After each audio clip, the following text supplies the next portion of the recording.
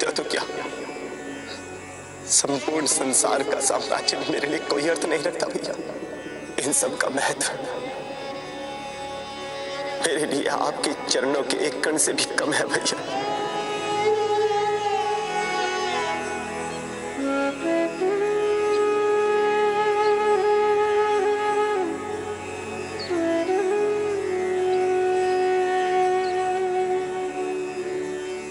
क्या बात है भैया?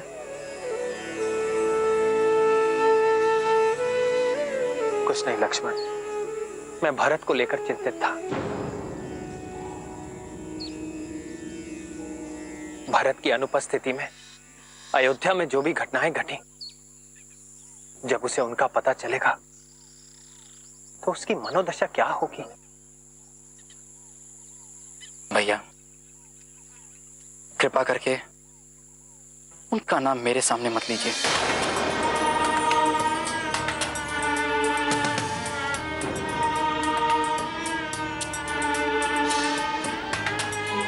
क्यों लक्ष्मण? इसमें भरत का कोई दोष नहीं है। कोई दोष नहीं है? कैसे कोई दोष नहीं है? भैया आपको क्या लगता है भरत भैया को इसके बारे में नहीं पता होगा?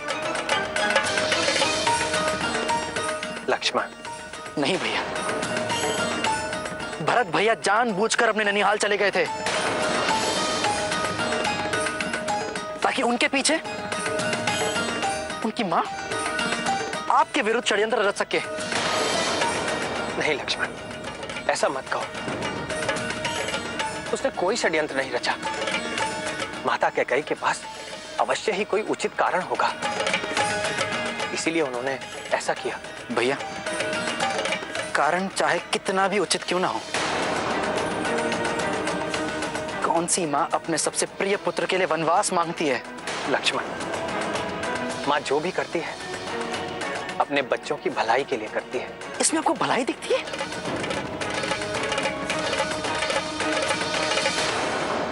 भैया आप विश्वास करें अथवा ना करें, परंतु मुझे पूर्ण विश्वास है कि यह षड्यंत्र उस मां ने और उसके पुत्र ने मिलकर रचा है। लक्ष्मण, तुम भरत के बारे में ऐसा सोच भी कैसे सकते हो?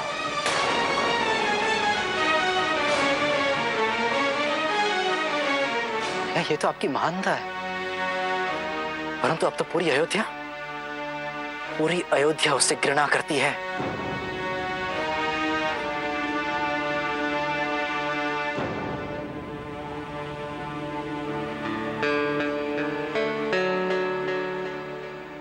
कहने को तो मेरा भ्राता है, परंतु एक बार तो मेरे सामने आए, मेरा बाण उसकी छाती। बस भैया लक्ष्मण, भरत भैया के बारे में ऐसा मत बोलिए। आप अपने मन से पूछिए, आपका मन जानता है कि भरत भैया कैसे हैं। पूजा करते हैं वो आपके बड़े भैया की, और स्वप्न में भी कभी इनके लिए कुछ अनुचित नहीं सोचेंगे। मैं किसी भरत को नहीं जानता और नहीं जानना चाहता हूं। मैं आपके भोजन का प्रबंध कर देता हूं।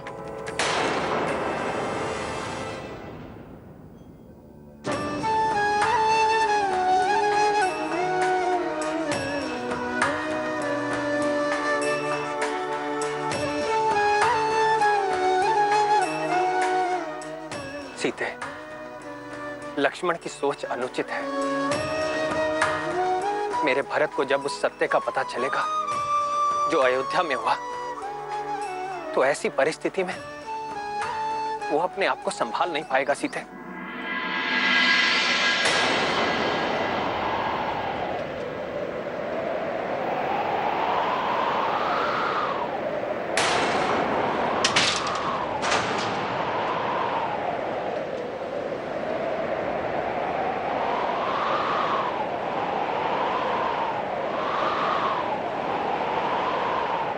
सीते, मुझे आभास हो रहा है कि कुछ अनुचित होने वाला है।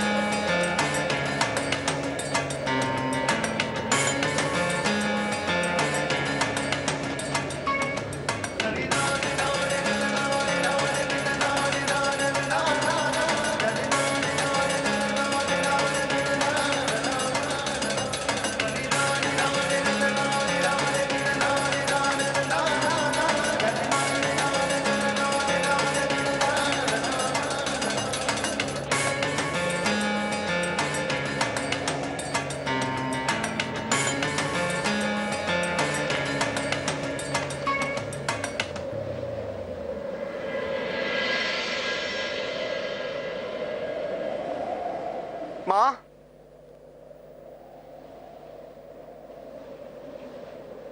माँ,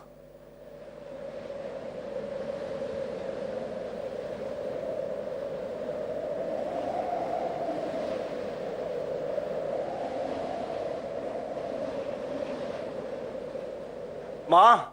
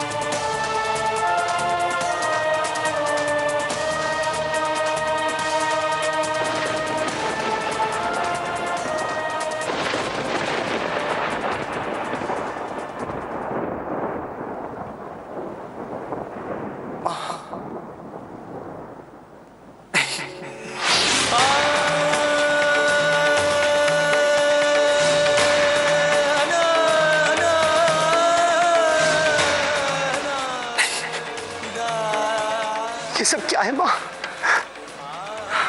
ये कैसे हो गया माँ?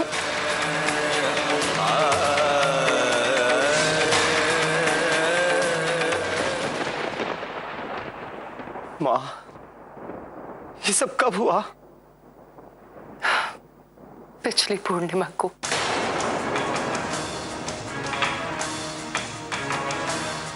तो मुझे किसी ने ये दुखद समाचार भेजा क्यों नहीं? हम नहीं चाहते थे कि भरत, कहाँ जा रहे हो? राम भैया के पास। वो तो ये सब देखकर टूट ही गए होंगे। राम यहाँ पे नहीं है।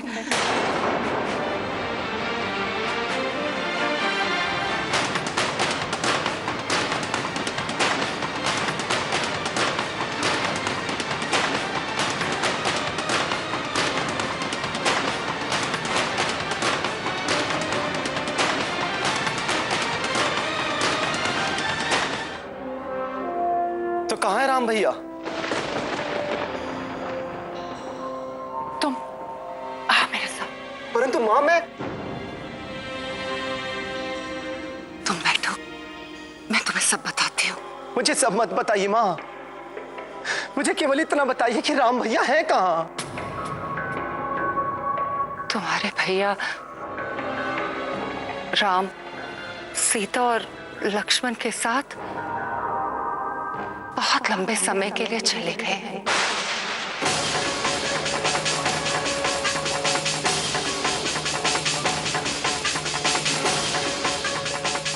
चले गए हैं?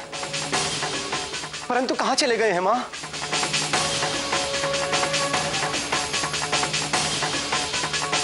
वन में।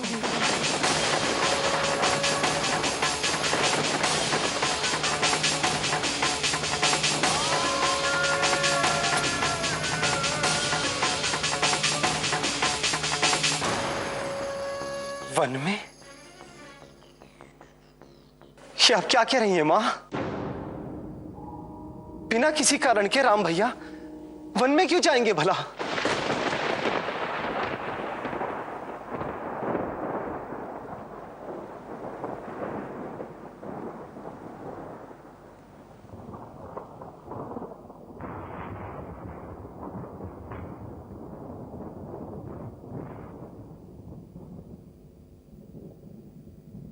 राम को वनवास भेजा गया है।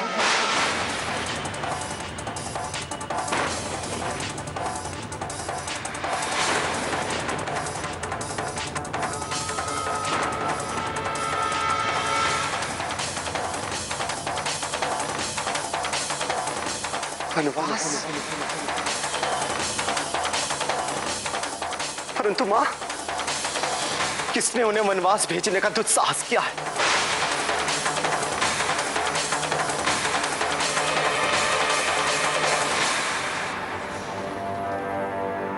हमने भेजा राम को वनवास।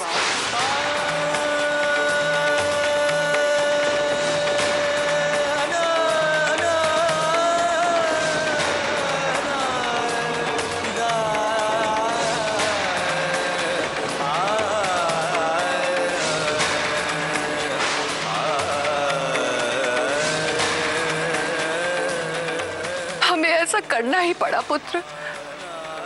हमें और कोई राह दिखाई भी नहीं पड़ रही थी,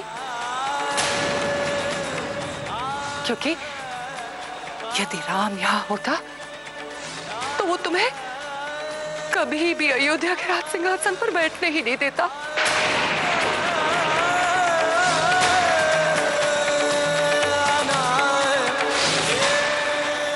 और पुत्र, तुमसे अधिक योग्य अयोध्या का राजा और वो भी कौन सकता है।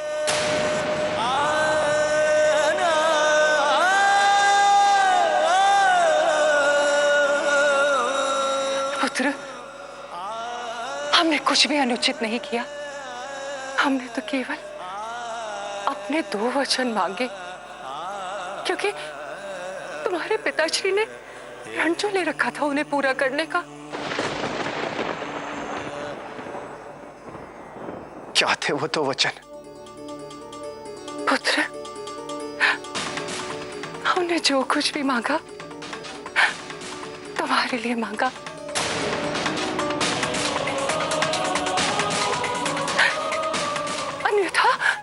अन्यथा तुम्हें कुछ भी न मिलता। हमें केवल इतना बताइए कि वो 2 वचन क्या थे?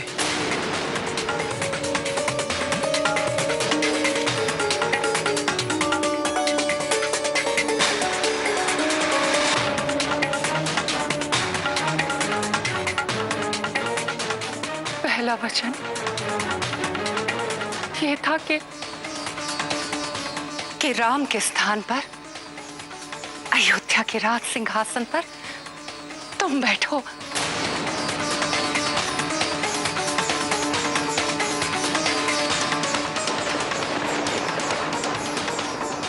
दूसरा वचन ये था कि राम को 14 वर्षों के लिए वनवास भेज दिया जाए। नहीं मां, नहीं, नहीं।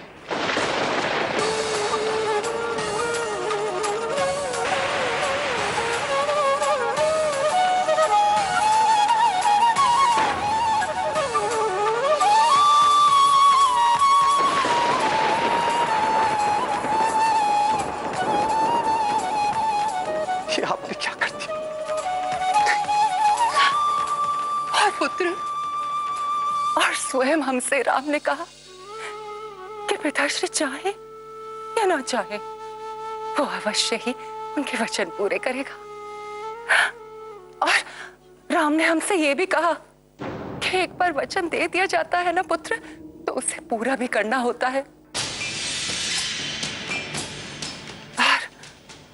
रघुकुल की यही तो रीत है, प्राण जाए पर वचन न जाए।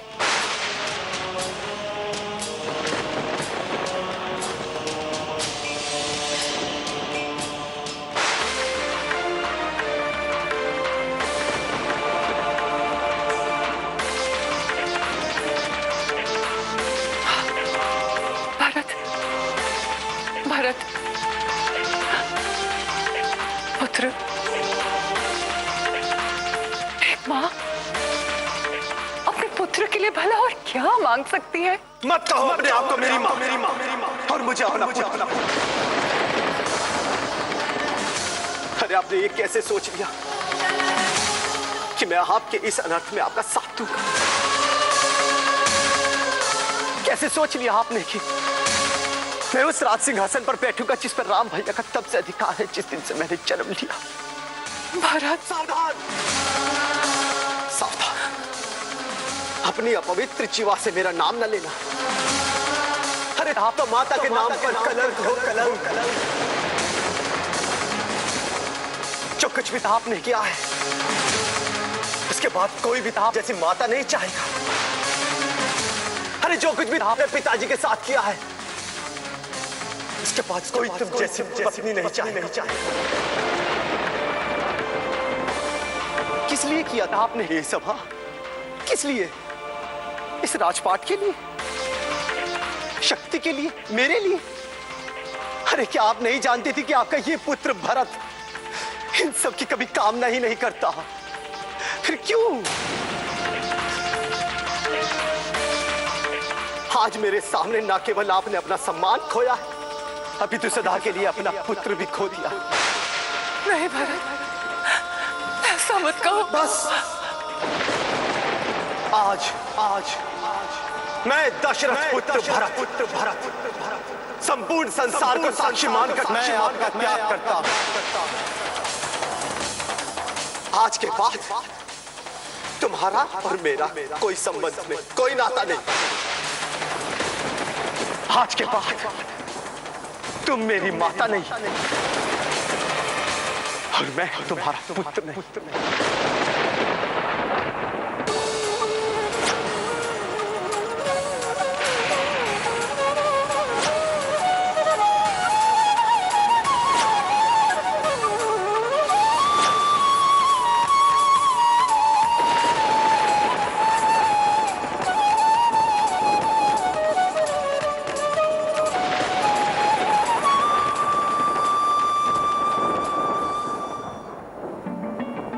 आज मैं दशरथ पुत्र भरत संपूर्ण संसार को साक्षी मानकर मैं आपका त्याग करता हूं। आज मेरे सामने न केवल आपने अपना सम्मान खोया, अभी तो सदा के लिए अपना पुत्र भी खो दिया। आज के बाद तुम मेरी माता नहीं और मैं तुम्हारा पुत्र नहीं।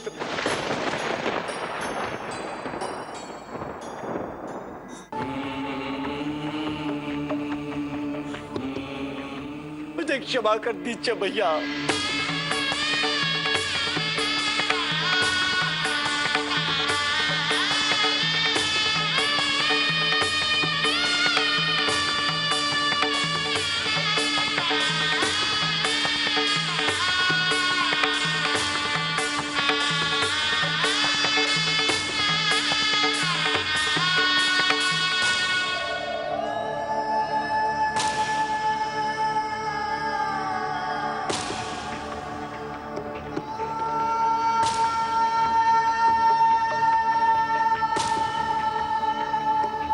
भैया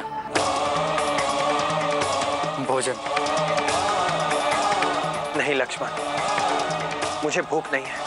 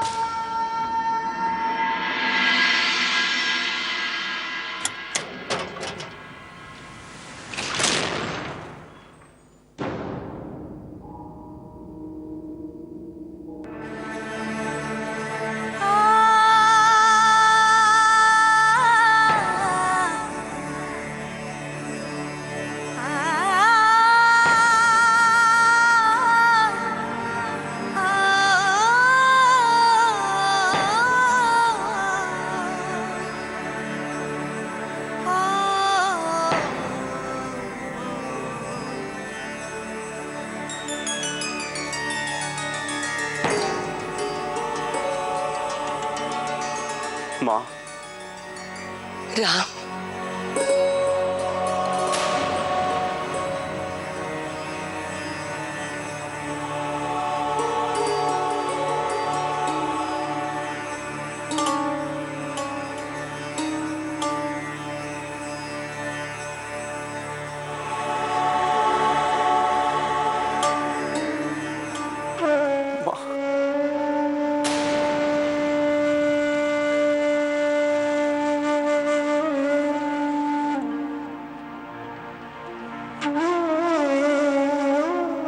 मुझे क्षमा कर दो मां, मुझे क्षमा कर दो।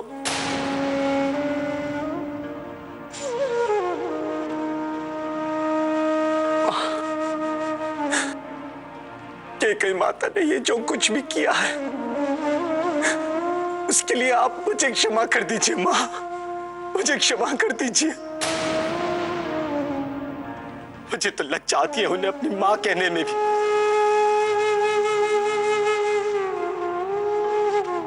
मां, मैं अयोध्या के युवराज की ही प्रतीक्षा कर रही थी। अयोध्या नरेश से ये निवेदन है कि मां,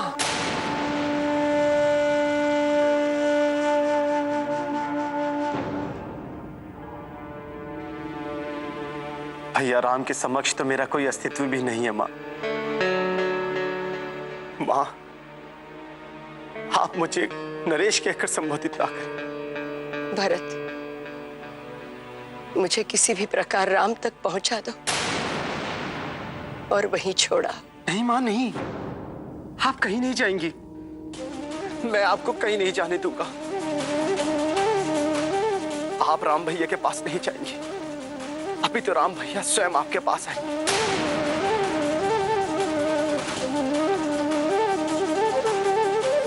क्या ये सत्य है भरत? राम? हाँ माँ, मैं अभी राम भैया को वापस लेने जा रहा हूँ और कहीं से भी ढूंढ कर उन्हें अयोध्या वापस लेकर ही आऊंगा। भरत,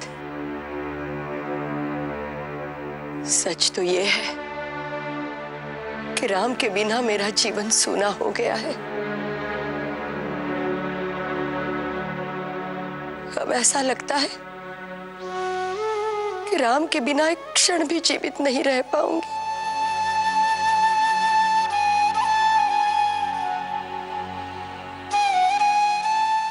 भरत, नहीं, तुम अयोध्या के राज सिंहासन पर बैठो। नहीं माँ, नहीं, नहीं। परंतु मेरे राम को ला दो, मेरे राम को ला दो। हाँ माँ, अवश्य मैं आपके राम को लेकर आऊंगा। मेरे राम को ला दो।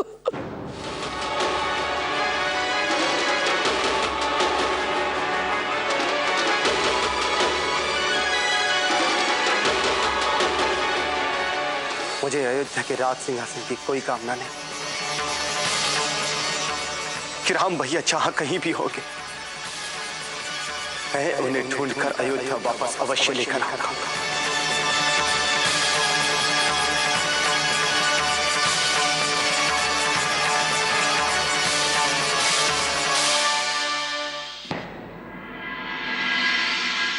यह असंभव है गुरुदेव, असंभव है। जब तक राम भैया वापस नहीं आ जाते मैं इस राज सिंहासन पर नहीं बैठूंगा। किंतु अयोध्या को एक राजा की आवश्यकता है। मैं वो राजा नहीं हूं गुरुदेव। आप तो जानते हैं ना, राम भैया के वनगमन के बाद से अयोध्यावासी मुझसे घृणा करते हैं। अयोध्या की प्रजा एक सर्वोत्तम राजा चाहती है जो मैं नहीं। परंतु तब तक राज सिंहासन रिक्त नहीं रह सकता। तो रहने दीजिए इस राज सिंहासन को रिक्त। आने वाले दिनों के लिए मैं एक उदाहरण प्रस्तुत करना चाहता हूं कि जब तक सर्वोत्तम शासक ना मिल जाए राज सिंहासन रिक्त रहने में कोई बुराई नहीं। अब जो मैं करने जा रहा हूं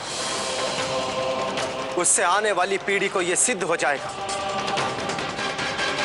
कि शासक को प्रजा द्वारा और प्रजा के लिए होना चाहिए।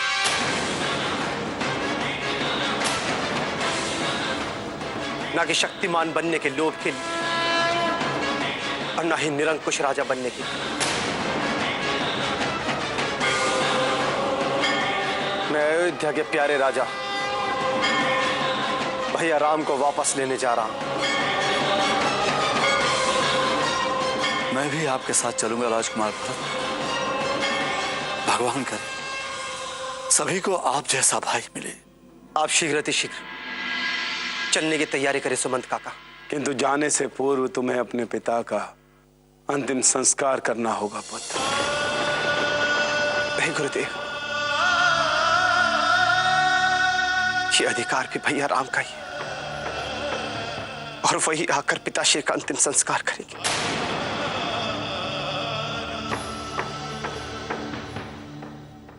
रक्षा करो, रक्षा करो, रक्षा करो, रक्षा करो।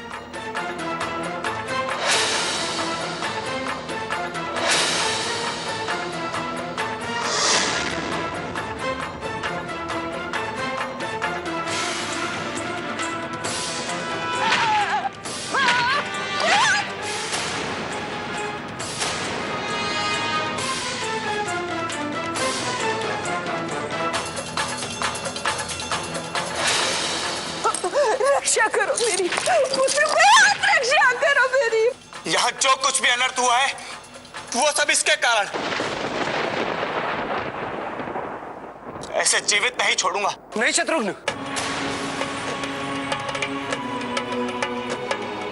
देखो भैया, इसने इतना बड़ा दुष्कर्म किया है।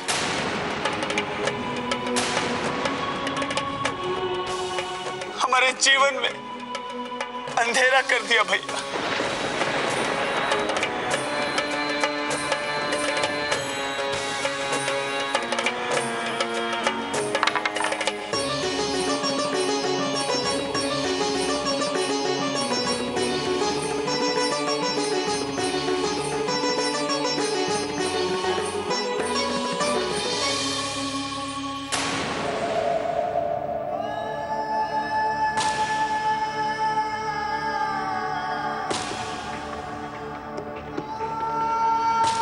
तुम चिंता ना करो शत्रुघ्न,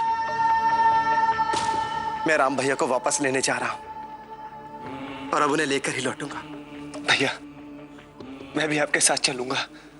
नहीं शत्रुघ्न, तुम यहीं पर रहकर कौशल्या माता और सुमित्रा माता का ध्यान रख।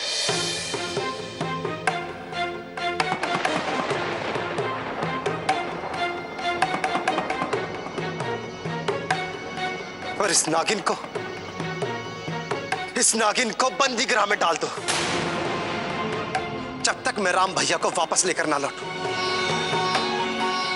इसका न्याय तो राम भैया ही करेंगे।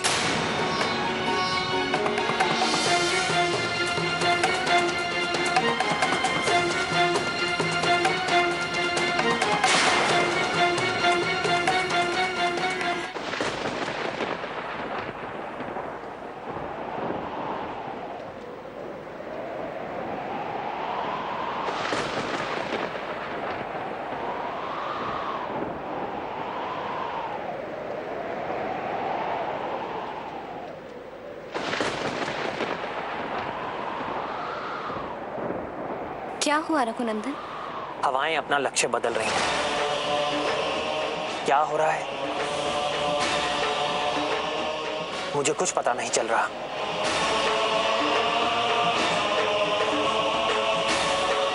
ऐसा लग रहा है जैसे सभी द्वार अपने आप खुल रहे हैं और इस संपूर्ण विश्व में तैर रहे सभी उत्तर मुझ तक पहुंचना चाहते हैं।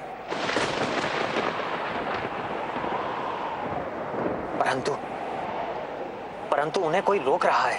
तुम्हारा अज्ञान उसे रोक रहा है राम। ओम भूर्भुवस्वः तत्सवितुर्वरेण्यं भर्गो देवस्य धीमहि धियो यो नः प्रचोदयात्। तुम अपने जीवन का यथार्थ उद्देश्य नहीं जानते राम, और तुम्हें अपने सभी उत्तर अपने आप मिल जाएंगे जब तुम ये जान लोगे कि तुम्हारी माता कैकेयी ने तुम्हें वनवास क्यों दिया। देखो राम, राम, राम।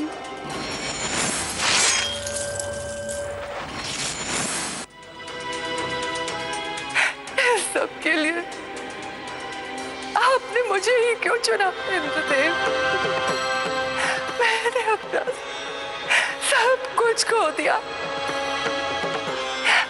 अपना हर कोई खो दिया। इंद्रदेव, हमसे ऐसी कौन सी भूल हो गई थी जो आपने हमारे साथ ऐसा किया? इस कार्य के लिए आपने हमें ही क्यों चुना? इसलिए देवी कि तुम सबसे दृढ़ स्त्री हो। मैं दृढ़ चरित्र नहीं हूँ इंद्रदेव, नहीं हूँ। मुझ में भी भावनाएं हैं। परंतु एक तुम ही हो जो अपनी भावनाओं को नियंत्रित कर सकती हो। तुम्हारे अतिरिक्त और कोई नहीं था जो संसार भर का अपयश पाकर, अपने सारे संबंध तोड़कर अपने प्रिय पुत्र राम को वनवास भेजने के लिए मान जाती।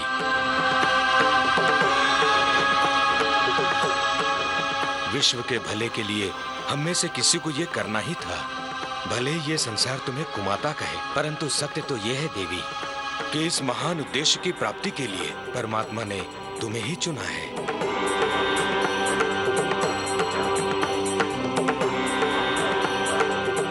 किंतु इसी के कारण मैंने अपना सब कुछ खो दिया।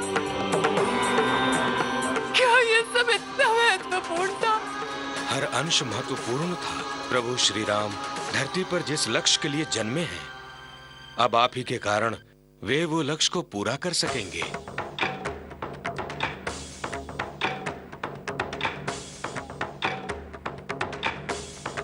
आप ही के बलिदान के कारण राम ने अपना उद्देश्य पूरा करने हेतु राजभवन के बाहर अपने पद रखे, अन्यथा वे राज सिंहासन पर बैठकर अयोध्या के राज कार्य में तल्लीन होते।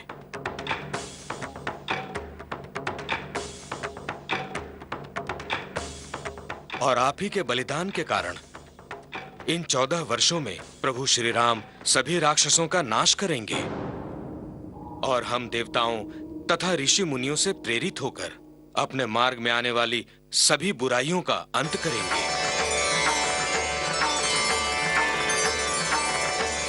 देवी, आप ही के बलिदान के कारण वे केवल अयोध्या के ही नहीं बल्कि सारे जगत के राजा कहलाएंगे और अंततः आप ही के बलिदान के कारण उन्हें पाप पर अंतिम विजय प्राप्त होगी।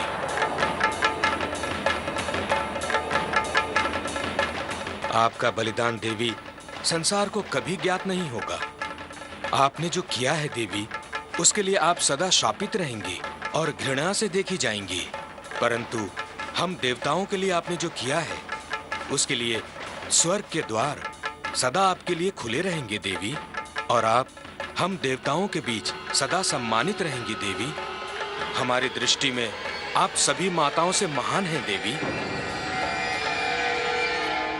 धरती माता के दुख दूर करने के लिए निस्वार्थ मन से आपने अपने पुत्र राम को दुख सहन करने के लिए राज छोड़कर वनवास भेजकर जो बलिदान दिया है, उसके लिए आपको और आपके बलिदान को शत शत प्रणाम देवी। राम राम राम जय जय श्री राम, राम राम राम जय जय श्री राम।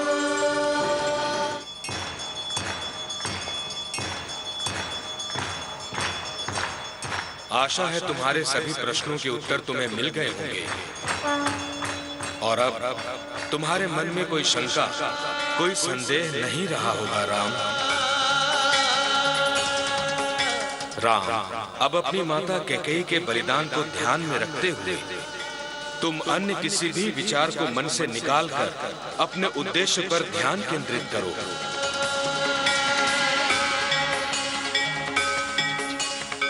अपने बाण की नोक को सदा तीव्र रखो ताकि जो भी पापी, दुष्ट और दूसरों को हानि पहुंचाने वाला तुम्हारे मार्ग में आए तो तुम उसका हृदय बींध सको।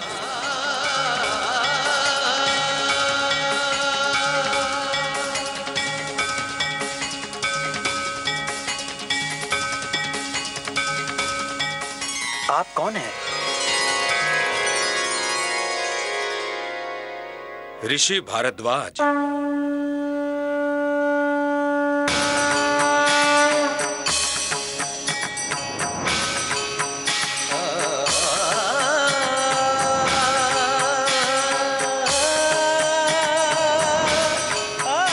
आप ही के दर्शन करने आ रहे थे ऋषिवर। मैं जानता हूं, बहुत समय से मैं आपकी यहीं प्रतीक्षा कर रहा हूं। आपसे मिलकर धन्य हो गया मैं। आइए, बहुत लंबे समय से त्रिवेणी में महाआरती के लिए मैं आपका मार्ग देख रहा था। क्षमा चाहते हैं ऋषिवर, नदी पार करने में थोड़ा विलंब हो गया। आइए, चलिए। जो आज्ञा ऋषिवर।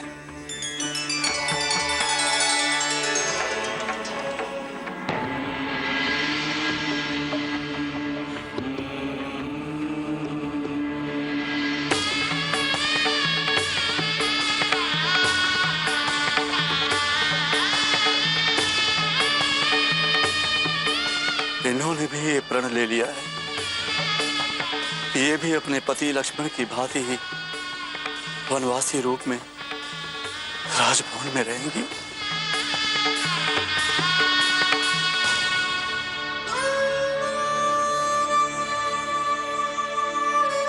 ये क्या कर रही हैं आप?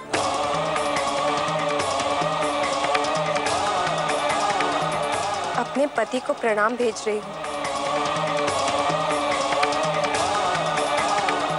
मैं जानती हूँ कि आपको देखते ही वो आपके चरण स्पर्श करेंगे। आप चिंता ना करें, मैं लक्ष्मण को वापस लेकर ही लौटूंगा और संपूर्ण अयोध्या में घोषणा कर दीजिए कि उनके प्रिय राम, लक्ष्मण और सीता शीघ्र ही उनके पास वापस लौट आएंगे।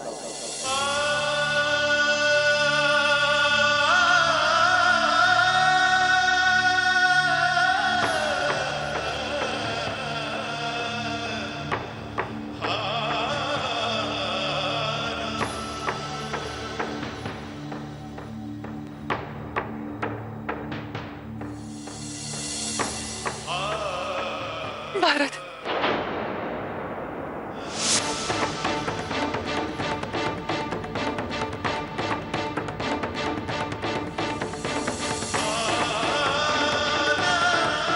भारत,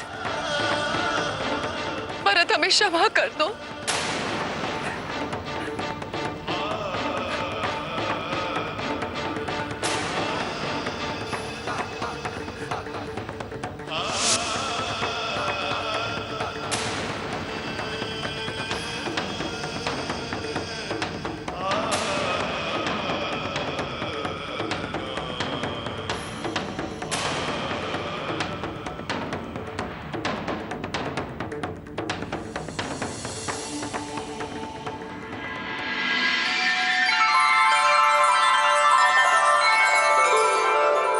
ये त्रिवेणी है श्री राम। यहाँ गंगा, यमुना, सरस्वती इन तीनों नदियों का संगम होता है। यहाँ से आपके जीवन की सबसे महत्वपूर्ण यात्रा प्रारंभ होती है। राम, ये बहुत पवित्र नदी है। इसी पवित्र नदी के तट पर ब्रह्मा जी ने बहुत बड़ा यज्ञ किया था। एक ऐसा यज्ञ जिसके पूर्ण होने पर संसार से सभी बुराइयों और दुष्ट प्रवृत्ति वालों का नाश करने के लिए देवताओं को एक शस्त्र प्राप्त हुआ था। इसी कारण मैं चाहता हूं कि आप अपनी यात्रा प्रारंभ करने से पहले इस पवित्र नदी को प्रणाम कर ब्रह्मदेव की पूजा कर उनका आशीर्वाद लें।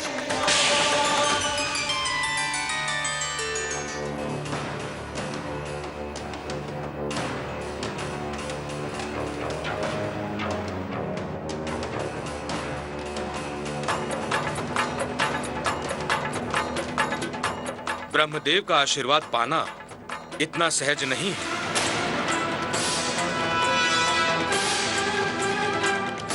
किंतु अपने मनोरथ की सफलता के लिए आपको उनका वरदान प्राप्त करना परम आवश्यक है।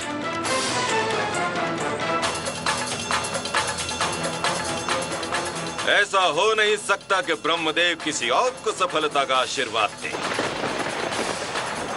ब्रह्मदेव की हम पर ऐसी कृपा है कि कोई चाहकर भी हमारा हित नहीं कर सकता।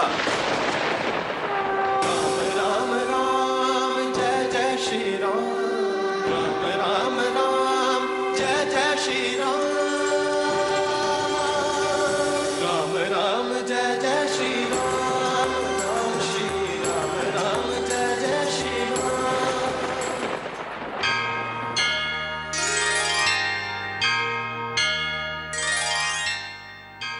आज के अध्याय में हमने देखा कि हमें अपने रिश्तों को अपनी महत्वाकांक्षाओं से ऊपर रखना चाहिए, अपने बीच के संबंधों को और आपसी रिश्तों को सहेजना चाहिए, ना कि अपने स्वार्थ के वशीभूत होकर और अपने अहंकार के नतमस्तक होकर अपना सब कुछ दांव पर लगा देना चाहिए।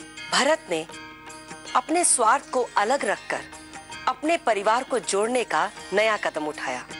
इसलिए हमेशा अपने परिवार को, अपने रिश्तों को जोड़ने का प्रयत्न करो। यही है जीवन का आधार। और साथ ही हमने देखा कि श्री राम प्रयाग पहुंच गए हैं। वही प्रयाग जिसे आज हम त्रिवेणी संगम या प्रयागराज के नाम से जानते हैं, जो इलाहाबाद में है, जहां 3 नदियां गंगा, यमुना और सरस्वती का संगम होता है। सरस्वती नदी हमें गंगा यमुना की तरह दिखाई नहीं देती, लेकिन श्री राम के पावन चरणों से वो स्थल तीर्थ हो गया। रामायण के अगले अध्याय में देखिए प्रभु श्री राम और भरत का अविस्मरणीय मिलन। जय श्री राम।